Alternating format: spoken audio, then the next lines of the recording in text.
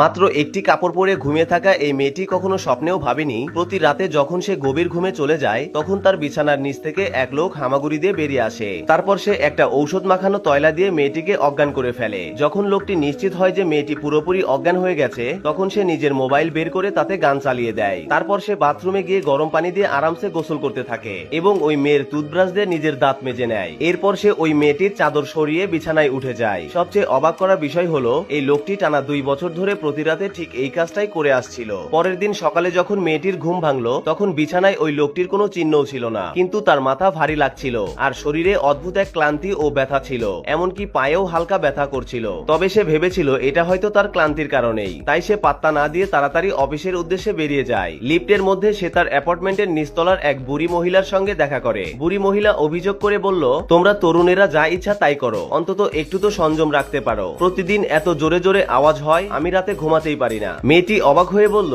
আমার স্বামী তো শহরের বাইরে থাকে, আমি প্রতিদিন রাত 10টায় ঘুমিয়ে পড়ি। কিন্তু বুড়ি মহিলা জিদ করে বলল, আওয়াজ তো তোমার ফ্ল্যাট থেকেই আসে, আমি তো নিচতলার ফ্ল্যাটে থাকি, ভুল করে অন্য কোথাও থেকে আসছে ভাবার সুযোগ নেই। এই বলে বুড়ি মহিলা মুখে গজগজ করতে করতে লিফট থেকে নেমে গেল। মেয়েটি সেসব কথায় পাত্তা না দিয়ে অফিসে চলে যায়। অফিসে যখন সে তার দোকানে ঢোকে তখন দেখে সামনে দাঁড়িয়ে আছে এক ভয়ঙ্কর চেহারার লোক। প্রথমে সে ভেবেছিল এটা হয়তো কোনো ভিখারি, কিন্তু সেই লোকটা বলল সে দোকানের সবচেয়ে দামি নেকলেসটা কিনতে চায়। যখন মেয়েটি নেকলেস আনতে ঘুরে দাঁড়ায় ঠিক তখনই তার ম্যানেজার এসে নেকলেসটি কেড়ে নেয়। ম্যানেজার চিৎকার করে বলে, তোমার ব্যবসা করার কোনো জ্ঞান নেই, তোমার মনে হয় এই নোংরা আর সস্তা জামা পরা লোক এত দামি নেকলেস কিনতে পারবে? এই বলে ম্যানেজার ঝাড়ি দিয়ে সেই লোকটিকে দোকান থেকে বের করে দেওয়ার চেষ্টা করে, কিন্তু ম্যানেজার বুঝতেও পারেনি সে কত বড় একটা ভুল করে ফেলেছে। দোকান থেকে বের হওয়ার পর সেই লোকটা তার পকেট থেকে একটা নোটবুক বের করলো আর তাতে লিখলো জুয়েলারি ম্যানেজার এবং তার পাশে একটা ক্রস চিহ্ন দিল। সন্ধ্যায় যখন মেয়েটি অফিস থেকে বের হলো তখন তার মনে হতে থাকে কেউ যেন তার পিছু পিছু আসছে। সে ভয়ে পেছনে ঘুরে তাকায়, কিন্তু কাউকেই দেখতে পায় না। সন্ধ্যার অন্ধকার ও শুনশান পথ তাকে আরো ভয় পাইয়ে তোলে। সে দ্রুত হাঁটতে শুরু করে, কিন্তু ঠিক তখনই আবার পেছনে পায়ের শব্দ শোনা যায়। ভয়ে সে প্রাণপণে দৌড়ে বাড়ি পৌঁছায়। বাড়িতে ঢুকে সে দরজার পিন হোল দিয়ে বাইরে তাকায়, কিন্তু কাউকেই দেখতে পায় না। অথচ সে স্পষ্ট শুনতে পাচ্ছে কারো পায়ের শব্দ।